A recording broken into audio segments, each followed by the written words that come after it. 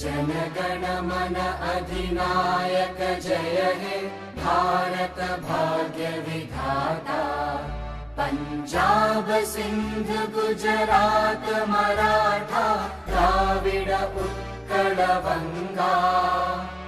विंध्य हिमाचल यमुना गंगा उच्चल जलधि तरंगा।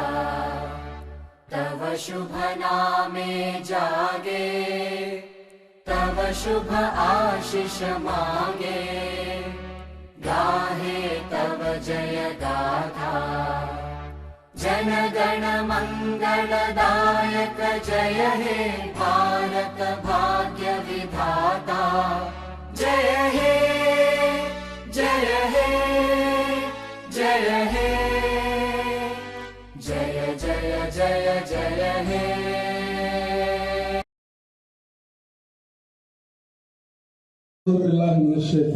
बिस्मिल्लाहिर्रहमानिर्रहीम।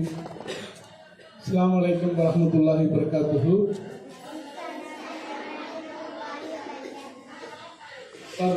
பெற்றோர்களே, நாளைய பாரதத்தின் ஆற்றல் மிகு தலைவர்களான இன்றைய மாணவ செல்வங்களே, உங்கள் அனைவருக்கும் முதற்கண் 75வது குடியரசு தின வாழ்த்துக்கள். நம்ம இந்தியாவில் 2 டேஸ் ரொம்ப கொண்டாடுவோம்.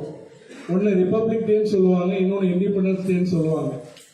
இப்போ நான் யார்கிட்டயாவது ரிப்பப்ளிக் டேக்கோ இண்டிபெண்டன்ஸ் டேக்கோ என்ன டிஃபரன்ஸ்னு கேட்டால் நிறைய பேர் கன்ஃபியூஸ் ஆகிடுவீங்க இல்லையா? கரெக்டு தானே? யாரையாவது கூப்பிட்டு நான் கேட்கவா இண்டிபெண்டன்ஸ் டேனா என்ன, ரிப்பப்ளிக் டேனா என்னன்னு சொல்லுங்கன்னா கன்ஃபியூஸ் ஆகிடுவீங்க. இண்டிபெண்டன்ஸ் டேங்கிறது ஆகஸ்ட் 15ஆம் தேதி நம்மை ஆண்டு கொண்டிருந்த வெள்ளையர்களிடமிருந்து நமக்கு கிடைத்த விடுதலையை குறிக்கக்கூடிய நாள் தான் இண்டிபெண்டன்ஸ் டே.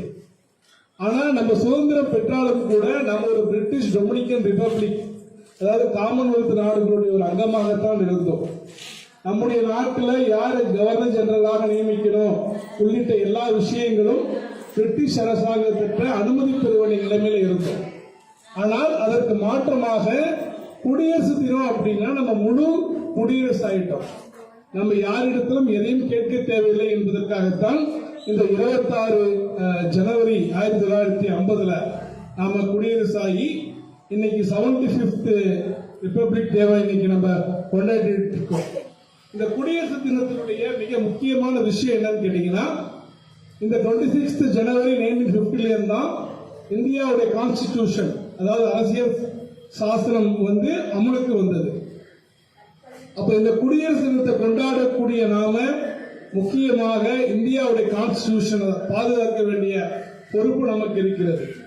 இந்தியாவுடைய கான்ஸ்டிடியூஷன் என்ன அப்படின்னா, sovereign socialist secular and democratic republic. India என்பது இறையாண்மையுள்ள, சோசியலிச சிந்தனையுள்ள, மதச்சார்பற்ற ஜனநாயக குடியரசு. ஆனா இன்னைக்கு இந்த நாளுக்குமே ஆபத்து இருக்கிறது. இந்தியா இறையாண்மை மிக்க நாடா அல்லது சோசியலிச நாடா, மதசார்பின்மை நாடா, ஜனநாயக நாடா என்பதில் இன்னைக்கு நிறைய ஆபத்துகள் சூழ்ந்திருக்கிறது. எனவே உண்மையிலேயே அந்த கான்ஸ்டிடியூஷனை எஃபெக்டிவாக செயல்படுத்த வேண்டிய ஒரு மிக நெருக்கடியான காலகட்டத்தை நம்ம வாழ்ந்து கொண்டிருக்கிறோம். எனவே இந்த ரிப்பப்ளிக் டே என்பது வருஷம் ஒரு முறை கொடியேற்றி உடனே முட்டாய் கொடுத்து கலைஞ்சு விடக்கூடிய ஒரு சடங்காக நாம் கருதிவிடக் கூடாது. மாறாக இந்த கான்ஸ்டிடியூஷன், சோசியல் ஸ்டடிஸ் படிக்கிறீங்க, கான்ஸ்டிடியூஷனுடைய பிரியாம்பிள் சொல்லுவாங்க. பிரியாம்பிள்னா முகப்பு என்னன்னு கேட்டீங்கன்னா, we should have justice, liberty, equality and fraternity. இது 4 தான் இந்திய அரசியல் சாசனத்தினுடைய கார்னர் ஸ்டோன்ஸ், முக்கிய தூண்கள். ஜஸ்டிஸ் அப்படின்னா எல்லாருக்கும் நீதி கிடைக்க வேண்டும். இந்த இந்தியாவில், இந்த மண்ணில் நாமெல்லாம் நம்முடைய முன்னோர்கள் எல்லாம் பாடுபட்டு சுதந்திரம் வாங்கி தந்த இந்த நாட்டில் ஜாதி மத வேறுபாடின்றி, நிற வேறுபாடின்றி அனைவருக்கும் சமமான நீதி கிடைக்க வேண்டும். லிபர்ட்டி, அனைவருக்கும் தங்களுடைய வழிபாட்டு தலங்களை வழிபடுவதிலிருந்து, அதே போல தாங்கள் விரும்பிய மதத்தை பின்பற்றுவதிலிருந்து தாங்கள் விரும்பக்கூடியதை செய்யக்கூடிய விடுதலை கிடைக்க வேண்டும். ஈக்குவாலிட்டி, அனைவருக்கும் என்ன இருக்கணும், இந்தியாவில் பிறந்த அனைவரும் ஒரே மாதிரியாக நடத்தப்பட வேண்டும். ஃப்ரெட்டர்னிட்டி, அனைவரும் சகோதரத்துவ உணர்வோடு வாழ வேண்டும். இந்த ஒரு இந்தியாவை உருவாக்குவதற்கு தான் நாம் பாடுபட வேண்டும். ஏன்னா ஒரு முறை இஸ்லாமிய அரசினுடைய 4வது கலீஃபா அலி ரலியல்லாஹு அன்ஹு அவர்கள் என்ன பண்றாங்க, தன்னுடைய நாட்டில் இருக்கக்கூடிய ஒரு யூதருக்கு எதிராக கோர்ட்ல வழக்கு தாக்கல் செய்யறாங்க. அது என்ன வழக்குனா, என்னுடைய ஒரு போர் தளவாடத்தை இந்த யூதர் திருடி விட்டார், உண்மையிலே ஒரு திருடிட்டார், ஆனா அதுக்கான மெட்டீரியல் எவிடன்ஸ அவரால் கொடுக்க முடியவில்லை. அதனால் ஜனாதிபதிக்கு எதிராக ஜனாதிபதியே என்ன பண்ணாரு, கோர்ட்ல வழக்கு தொடுத்த போதும் அவர் பக்கம் ஆதாரம் இல்லாததனால் ஜனாதிபதிக்கு எதிராக தீர்ப்பளிக்கப்பட்டது. அந்த யூதர் என்ன பண்ணார் தெரியுமா, அந்த தீர்ப்பு வந்த பிறகு இஸ்லாம்னா இப்படிப்பட்ட மார்க்கமா என்று அந்த தீர்ப்பு வந்தவுடன் தன்னுடைய குற்றத்தை தானாக ஒத்துக்கொண்டு அவர் இஸ்லாத்தை ஏற்றுக்கொண்டார். இதுதான் நீதி. இந்த உலகத்தின் இந்த நாட்டுடைய மிகப்பெரிய தலைமை அமைச்சராக இருந்தாலும் அவர் அநீதி செய்தாலும் அவருக்கு நீதியை பெற்றுத்தர வேண்டும் என்ற அடிப்படையில் முழுமையான நீதியை பெறுவதற்கு இந்தியா அதே போல எந்தவித ஜாதி மத வேறுபாடு இல்லாமல் நாம் அனைவரும் இந்தியர்கள் என்ற அடிப்படையில் ஒற்றுமையாக வாழ்வதற்கும் ஈக்குவாலிட்டி, எல்லாரும் சமமாக நடத்தப்பட வேண்டும். நமக்கெல்லாம் மால்கம் எக்ஸ் என்ற ஒரு தலைவரை பத்தி கேள்விப்பட்டிருக்கோம். அந்த மால்கம் எக்ஸ் யாருன்னு கேட்டீங்கன்னா, அமெரிக்காவில் பிறந்த கருப்பின தலைவர். கருப்பர்களை வெள்ளையர்கள் கொடுமைப்படுத்துவதை கண்டு அவர் கொதித்து போய் வெள்ளையர்களை பழிவாங்குவதுதான் என்னுடைய நோக்கம்னு சொன்னார். ஆனா அந்த மால்கம் எக்ஸ் ஹஜ்ஜுக்கு போயிட்டு வந்த பிறகு சொன்னாரு, எனக்கு பக்கத்துல வெள்ளை வெள்ளையர் என்ற ஒருவனும், எனக்கு இன்னொரு பக்கத்தில் என்னை விட கருப்பான ஒருவனும் என்னோடு சரிக்கு சமமாக தொழுதார்கள்.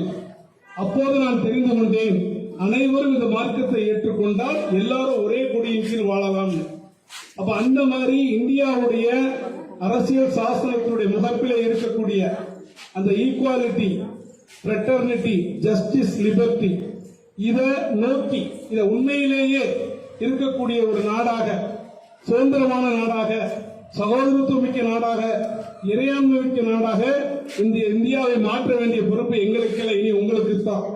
ஏன்னா நீங்க தான் வளரக்கூடிய பிள்ளைகள், நீங்கள் தான் வளர்ந்து இந்த நாட்டுடைய ஆன்மாவை காக்கக்கூடிய போர்ப்படை தளபதிகளாக விளங்கப் போகிறீர்கள். எனவே இந்த ஒவ்வொரு முறையும் ரிப்பப்ளிக் டேவை கொண்டாடும் போது, இண்டிபெண்டன்ஸ் டேவை கொண்டாடும் போது, இந்த சுதந்திரம் என்பது சும்மா கிடைக்கவில்லை. நம்முடைய முன்னோர்கள் எவ்வளவு கஷ்டப்பட்டு தான் என்ன பண்ணிருக்காங்க, இந்த சுதந்திரம் பெற்று தந்திருக்கிறார்கள்.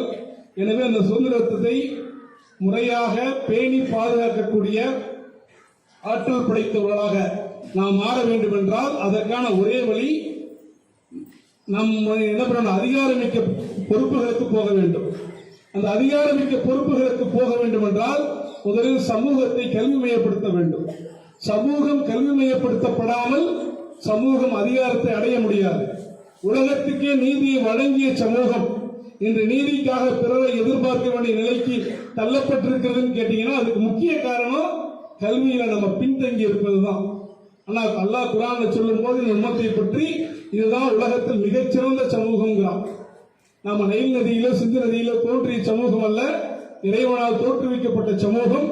அப்படிப்பட்ட பலம் பொருந்திய சமூகமாக நாம் மாற வேண்டும் என்றால் கல்வியில முழுமையாக நம்மை ஈடுபடுத்திக் கொண்டு அதிகாரமிக்க பொறுப்புகளுக்கு போய் இந்தியாவில் இருக்கக்கூடிய அனைத்து மக்களுக்கும் சமமான நீதியை, அனைத்து மக்களுக்கும் சகோதரத்துவ உணர்வோடு எந்தவித வேறுபாடும் இல்லாமல் வாழக்கூடிய சூழலை உருவாக்க வேண்டும்.